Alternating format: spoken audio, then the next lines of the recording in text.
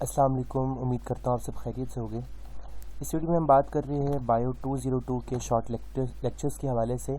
इस वीडियो में हम पहले 20 चैप्टर्स कवर करने जा रहे हैं, जिसका एक तो हमें ग्रैंड क्विज़ के लिए फ़ायदा होगा और दूसरा जो इसका पर्पस है वो ये कि क्विज़ नंबर 1 जो अनाउंस की है बायो 202 की, वो भी हमारी कवर हो जाएगी। वीडियो के आखिर में हम इन 20 चैप्टर्स में आने वाले इंपॉर्टेंट MCQs को एक दफ़ा दोबारा रिवाइज़ करेंगे। उसके बाद आप सब क्विज़ नंबर 1 सॉल्व कीजिएगा और ग्रैंड क्विज़ में भी आपकी बेहतरीन तैयारी हो सकेगी।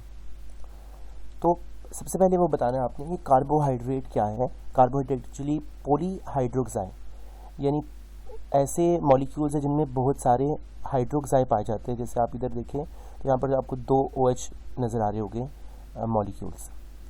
एल्डिहाइड ग्रुप या कीटोन ग्रुप है। एल्डिहाइड और कीटोन में अगर आपने फ़र्क करना हो तो अगर आप देखें कि जो ओपनिंग आपका एंडिंग चेन है कार्बन की, अगर उस पर आपको डबल बॉन्ड O के साथ नज़र आ जाए तो ये एक एल्डिहाइड है। लेकिन अगर आपको एंडिंग लाइन के कार्बन के साथ डबल बॉन्ड O ना नज़र आ रहा हो, बल्कि दरमियान में किसी कार्बन के साथ डबल बॉन्ड O लगा हो, तो ये कीटोन होता है। तो ऐसे मॉलिक्यूल्स को हम कहते हैं कार्बोहाइड्रेट्स। कार्बोहाइड्रेट का फार्मूला अगर आप देखें तो CHO और N ये कॉमन फार्मूला है और ये बहुत ही इंपॉर्टेंट MCQ भी है ये है। लेकिन अलबत्ता कुछ कार्बोहाइड्रेट्स ऐसे हैं जिनमें नाइट्रोजन, फॉस्फोरस और सल्फर भी पाया जाता है, यानी NPS। कार्बोहाइड्रेट की क्लासिफिकेशन 4 मेन ग्रुप्स में होती है। ये एक इंपॉर्टेंट MCQ है। मोनोसेक्राइड, ओलिगोसेक्राइड, डाइसेक्राइड और पॉलीसेक्राइड। सबसे पहले हम बात करेंगे मोनोसेक्राइड की। मोनोसेक्राइड ऐसे सिंपल शुगर्स हैं जो मोनो यानी एक सेक्राइड से मिलकर बना होता है। तो ये मज़ीद हाइड्रोलाइज्ड नहीं हो सकता और क्योंकि ये इसके कोई मोनोमर्स नहीं होते हैं, ये खुद ही एक मोनोसेक्राइड है। इसकी बैकबोन होती है एक अनब्रांच्ड कार्बन चेन। ये एक इम्पॉर्टेंट MCQ है और ये बात याद रखिए कि मोनोसेक्राइड में सिंगल बॉन्ड्स के साथ कार्बन एक दूसरे के साथ लिंक होते हैं। ओपन चेन और क्लोज चेन की हवाले से बात सुन लें कि ओपन चेन में एक कार्बन एटम के साथ डबल बॉन्डेड O लगा होता है। जैसे यहाँ पर ये भी ओपन चेन है, एक कार्बन के साथ ऑक्सीजन ने डबल बॉन्ड बनाया हुआ है और यहाँ पर भी कार्बन के साथ डबल बॉन्ड बनाया हुआ है। लेकिन ये कार्बोनाइल ग्रुप 2 तरह के होते हैं। एक होते हैं एल्डिहाइड, जो आपको यहाँ नज़र आ रहा है कि जो आपका एंडिंग कार्बन है जिसके साथ डबल बॉन्ड O लगा हुआ है, और यहाँ पर जो कार्बन है वो एंडिंग नहीं है, इसके साथ यहाँ डबल बॉन्डिंग O लगी हुई है। ये एक कीटोन है, जैसे यहाँ पर उसने दोबारा से इसको तफसील से बयान किया है। सबसे जो सिंपलेस्ट मोनोसेक्राइड है वो है 3 कार्बन ट्रायोसिस, यानी ऐसे मोनोसेक्राइड्स जिनमें सिर्फ 2 या 3 कार्बन हो। जैसे यहाँ पर आपको 3 कार्बन नज़र आ रहे हैं। ये है एल्डो ट्रायोज और कीटो ट्रायोज। डाई हाइड्रोक्सी एसीटोन कीटो ट्रायोज ये रहा यहाँ पर, और क्योंकि यहाँ पर इससे कीटोन है क्योंकि जो एंड वाला कार्बन है इसके साथ डबल बॉन्ड O लगा हुआ है, ये एक एल्डिहाइड है। जबकि यहाँ पर जो कार्बन है ये एंडिंग कार्बन नहीं है, इसके साथ डबल बॉन्ड लगा हुआ है, ये एक डाईहाइड्रोक्साई एसीटोन और ये कीटोन है। The carbon of sugar are numbered beginning at the end of the chain nearest the carbonyl group. तो जितने भी मोनोसेक्राइड्स है, डाइसेक्राइड्स है, उनका कॉमन जो है वो सुफिक्स होता है OSE, जैसे ग्लूकोज, फ्रक्टोस, माल्टोस वगैरह। तो ये भी एक इम्पॉर्टेंट MCQ है। Ketoses are designed by inserting UL into the name of corresponding aldoses. हमारे पास अगर कोई एल्डोज है जैसे ग्लूकोज है, फ्रक्टोस है, तो उसमें हम अगर UL लगा दें, जैसे राइबोज है तो राइबोलोज, तो ये फिर इसका मतलब है कि ये कीटोन बन गया। तो is a ketopentose corresponding to the ribose aldopentose. यानी अगर एल्डोपेंटोज है तो वो राइबोज होगी, लेकिन अगर कीटो में आ गया तो you have to add UL, जैसे राइबोलोज। तो यहाँ अलबत्ता यहाँ कुछ एक्सेप्शंस है जैसे कि फ्रक्टोस है तो ये फ्रक्टोलोज नहीं हो जाएगा, ये ऐसे ही रहेगा। और डाईहाइड्रोक्सी एसीटोन है, ये भी ऐसे ही रहेगा। अगले चैप्टर पर चलते हैं।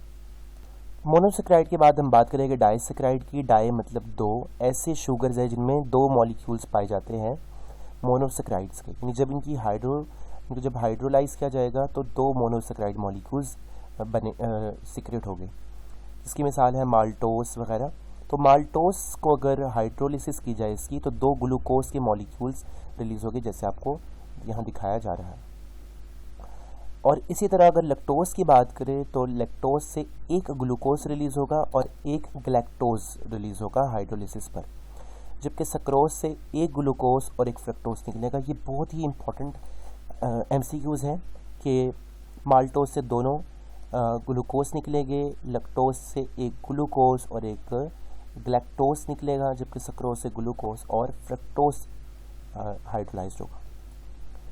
ओलिगोसेक्राइड्स की बात करें तो ये शॉर्ट चेन मोनोसेक्राइड यूनिट्स होते हैं। 3 से 10 मोनोसेक्राइड्स अगर आपस में मिल जाए तो ऐसे मॉलिक्यूल्स को हम कहेंगे ओलिगोसेक्राइड्स। और ये जो 3 से 10 मोनोसेक्राइड्स है, ये जो आपस में मिले होंगे, ये मिलेंगे ग्लाइकोसिडिक लिंकेज के ज़रिए, इस बॉन्डिंग के ज़रिए, जैसे आपको यहाँ दिखाई जा रही है कि एक कार्बन 1 है और दूसरे ग्लूकोज का कार्बन 4 है। तो ग्लूकोज का कार्बन 4 और लैक्टोज का कार्बन 1, ये आपस लैक्टोज बन गया। और यहाँ पर जो बॉन्डिंग हो रही है that is glycosidic bond. Glycosidic bond अगर माल्टोज की बात करें तो माल्टोज में एक ग्लूकोज का कार्बन होगा और दूसरे एक ग्लूकोज पे पहला कार्बन और दूसरे ग्लूकोज का चौथा कार्बन यहाँ पर। और यहाँ पर जो बॉन्डिंग होगी ये होगी ग्लाइकोसिडिक बॉन्ड, यहाँ पर पहले 1-4 के दरमियान। ओके, और अब हम बात करेंगे हमारे थर्ड चैप्टर की, पॉलीसेक्राइड्स की। पॉलीसेक्राइड में 10 से ज़्यादा मोनोसेक्राइड्स पाए जाते हैं, सम हंड्रेड्स और थाउजेंड्स ऑफ यूनिट्स। अच्छा, पॉलीसेक्राइड में सेलुलोज भी होते हैं, लीनियर चेन, और ग्लाइकोजन भी होते हैं, ब्रांच चेन। इस चैप्टर में हम सेलुलोज और ग्लाइकोजन के बारे में तफसील से डिफ्रेंशिएट करेंगे इनको। पहले ये बात याद रखिए कि सेलुलोज लीनियर चेन होते हैं और ग्लाइकोजन ब्रांच होते हैं, ये भी एक इम्पॉर्टेंट MCQ। इसके बाद ये जो ग्लाइकोजन है और सेलुलोज है, दोनों में जो ग्लूकोज का recurring unit of D glucose इनमें पाया जाता है, लेकिन इनमें ग्लाइकोसिडिक लिंकेज डिफरेंट होती है। ठीक है, इसी वजह से इनकी जो प्रॉपर्टीज़ है और बायोलॉजिकल रोल्स है वहाँ पर फ़र्क आता है। पॉलीसेक्राइड्स दो तरह से डिवाइड किया जा सकता है, एक है होमो पॉलीसेक्राइड और एक है हेट्रोपॉलीसेक्राइड। ये सवालात MCQs की शक्ल में कई मरतबा आ चुके हैं। होमोसेक्राइड यानी होमोग्लाइकन्स और हेट्रोपॉलीसेक्राइड यानी हेट्रोग्लाइकन्स। ऐसे पॉलीमर जो सेम मोनोसेक्राइड से मिलकर बने हों उनको हम कहेंगे होमोपॉलीसेक्राइड्स, जबकि ऐसे पॉलीमर जो डिफरेंट मोनोसेक्राइड से मिलकर बने हों उनको हम कहेंगे हेट्रोपॉलीसेक्राइड। इसकी मिसालें तो स्टार्च ग्लाइकोजन है और इनोलिन है, सेलुलोज है, डिक्सट्रीन है। जबकि अगर बात करें हेट्रोग्लाइकन्स की तो इसकी एक ही मिसाल है, वो आप याद रख लें, मोकोपॉलीसेक्राइड्स या ग्लाइकोस अमाइनोग्लाइकन्स। जैसे आपको यहाँ नज़र आ रहा है होमोसेक्राइड्स और यहाँ नज़र आ रहा है आपको हेट्रोसेक्राइड्स। पॉलीसेक्राइड की अगर बायोमेडिकल इंपॉर्टेंस देखें तो सबसे पहले कि ये एनर्जी का सोर्स है। लिपिड्स जो होते हैं कंपाउंड और जो कॉन्जुगेटेड प्रोटीन्स है उनको बनाने में अहम किरदार अदा करता है। लैक्टोस शुगर मिल्क की प्रिंसिपल शुगर है। इसके अलावा जो डिग्रेडेशन प्रोडक्ट्स इस्तेमाल होते हैं फैटी एसिड्स, अमाइनो एसिड और कोलेस्ट्रॉल बनाने के लिए, उनमें भी ये अहम किरदार अदा करते हैं। इसके बाद हम बात करेंगे मज़ीद इसके यूजेस की, जिसमें मोकोपॉलीसेक्राइड को बनाना भी इसका अहम रोल है। ये जो मोकोपॉलीसेक्राइड है ये एक हमने पढ़ा था, ये एक हेट्रोपॉलीसेक्राइड है और इसके जो मोकोपॉलीसेक्राइड है ये मेसेनकाइमल टिश्यू बनाने में अहम किरदार अदा करता है। इसके अलावा कार्बोहाइड्रेट से कुछ अद्वियात भी बनाई जाती है जो दिल के बीमारी के लिए काफ़ी अच्छी है, जिसका नाम है कार्डियक ग्लाइकोसाइड्स। इसके अलावा अगर जो कुछ एंजाइम्स मेटाबॉलिक एंजाइम्स में अगर कोई डिफिशिएंसी है तो वो कुछ बीमारियां पैदा कर सकते हैं अगर कार्बोहाइड्रेट की सही तरह से मेटाबॉलिक एक्टिविटीज़ नहीं हो रही। तो उस बीमारी में galactosemia, glycogen storage disease, lactose intolerance होगा। और अगर ग्लूकोज की मेटाबॉलिज्म डी अरेंज हो जाए तो जो बीमारी होगी उसको हम कहेंगे डायबिटीज़ मिलेटस। ओके, तो चौथे मॉड्यूल में हम बात करेंगे आइसोमेरिज्म की कॉन्सेप्ट के हवाले से। आइसोमेरिज्म का कॉन्सेप्ट कोई नया कॉन्सेप्ट नहीं है, यानी एक कंपाउंड एक से ज़्यादा अरेंजमेंट्स कर सकता है जबकि उसका मॉलिक्यूलर फार्मूला सेम है। इसको हम कहते हैं आइसोमेरिज्म। तो इस पर बात कर लेते हैं आइसोमेरिज्म की कुछ टाइप्स पर। आइसोमेरिज्म की दो किस्में होती हैं, एक स्ट्रक्चरल आइसोमेरिज्म जबकि दूसरा होता है स्पैटियल आइसोमेरिज्म, या हम इसको कह सकते हैं जियोग्राफिकल आइसोमेरिज्म, स्पैटियल आइसोमेरिज्म। ये दो तरह का होता है, एक डायस्ट्रियोमर्स और दूसरा इन एंटियोमर्स। ये दोनों चीज़ें इस चैप्टर के मेन टॉपिक्स हैं, इनको समझना ज़रूरी है।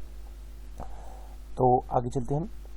ये अगर देखें एनांटियोमर्स की तरफ और यहाँ पर देखें डायसेंट्रियोमर्स की तरफ, तो ये जो इन एंटियोमर्स है ये मिरर इमेजेस बनाते हैं, जबकि ये जो डायस्ट्रियोमर्स है ये मिरर इमेजेस नहीं बनाते बल्कि सिस ट्रांस आइसोमेरिज्म करते हैं। तो इस पर भी हम बात करेंगे। बस आप इतना याद रखिए कि ये मिरर इमेजेस बनाते हैं और ये नॉन मिरर इमेजेस बनाते हैं। ओके, तो compounds which are identical in composition, जिनकी कंपोजिशन सेम हो जबकि उनकी कन्फिगरेशन डिफरेंट हो, ऐसे आइसोमेरिज्म को हम कहेंगे स्टीरियो आइसोमर्स। ठीक है, स्टीरियो आइसोमेरिज्म क्योंकि इनकी कंपोजिशन आइडेंटिकल है लेकिन कन्फिगरेशन सेम नहीं है। ये दो तरह के हैं। अगर मिरर इमेजेस बन रही है स्टीरियो आइसोमर्स में तो हो गए इन एंटियोमर्स, जबकि अगर नॉन मिरर इमेजेस बन रही है तो डायस्ट्रियोमर्स, जैसे मैंने आपको बताया। अब ये जो स्टीरियोमर आइसोमर्स की कैरेक्टरिस्टिक्स है, इनकी आइडेंटिफिकेशन करना के लिए जो ये है कि ये इंटर कन्वर्ट नहीं हो सकते। पहली बात तो ये, उस वक्त तक जब तक कोवलेंट बॉन्ड्स टूट ना जाए, उस वक्त तक आइसोमर्स, ये वाले स्टीरियो आइसोमर्स जो कन्फिगरेशन की डिफरेंट होने की वजह से बनते हैं, उस वक्त तक इंटर कन्वर्ट नहीं हो सकते जब तक कोवलेंट बॉन्ड्स टूट ना जाए टेम्परेरी तौर पर। ऐसा कार्बन एटम जिसके साथ चार डिफरेंट एटम्स या ग्रुप ऑफ एटम्स जुड़े हो उसको कहिए एसिमेट्रिक या कायरल। ये बहुत इंपॉर्टेंट है, मैं बता रहा हूँ कायरल वाला वर्ड इस क्विज के लिए भी और ग्रैंड क्विज के लिए भी। कायरल यानी एक कार्बन एटम के साथ चारों डिफरेंट लग गए हैं तो कायरल हो गया, यानी एसिमेट्रिक हो गया। ओके, तो आगे चलते हैं हम। अब यहाँ देखिए आपको नज़र आ रहा है मिरर और ओरिजिनल मॉलिक्यूल, उसका मिरर, और यहाँ पर आपको कायरल नज़र आ रहा है जहाँ उसके साथ चारों डिफरेंट लगे हुए हैं ए बी वाई एक्स। यहाँ पर पांचवें और आखिरी इस वीडियो के मॉड्यूल में हम बात करेंगे कि कन्फिग्रेशन किस तरह से कन्वर्ट की जा सकती है। तो दो तरीक़ों से की जा सकती है। एक है कायरल सेंटर्स, जैसे कि आप जानते हैं कि अगर एक कार्बन के साथ चार डिफरेंट एटम्स या ग्रुप ऑफ एटम्स लगे हो तो कायरल हम उसे कहेंगे। तो कायरल सेंटर्स जहाँ पर फ्रीडम ऑफ रोटेशन होती है, स्पेसिफिक ओरिएंटेशन होती है, एक तो ये तरीका है कन्फिग्रेशन का, जबकि दूसरा तरीका है डबल बॉन्ड्स जहाँ पर फ्रीडम ऑफ रोटेशन नहीं होती। जिसे आप यहाँ देख सकेंगे कि यहाँ पर कायरल कौन सा है और डबल बॉन्ड कौन सा है। इधर देखिए ये मेलिक एसिड। अब हम आगे बात कर रहे हैं सिस ट्रांस की बात कर रहे हैं। मेलिक एसिड को देखिए अगर आप, तो ये सिस, जबकि फुमेरिक एसिड जो है वो ट्रांस जियो आइसोमर्स बना रहा है। अब सिस और ट्रांस में फ़र्क क्या है? अगर तो आपके कार्बन के दोनों साइडों पर आइडेंटिकल ग्रुप ऑफ मॉलिक्यूल या एटम मौजूद है तो उसको हम कहेंगे सिस। लेकिन अगर डिफरेंट है, जैसे यहाँ पर H है और यहाँ पर एक कार्बोक्सिल ग्रुप है, तो ये होगा ट्रांस, यानी ट्रांस यानी डिफरेंट।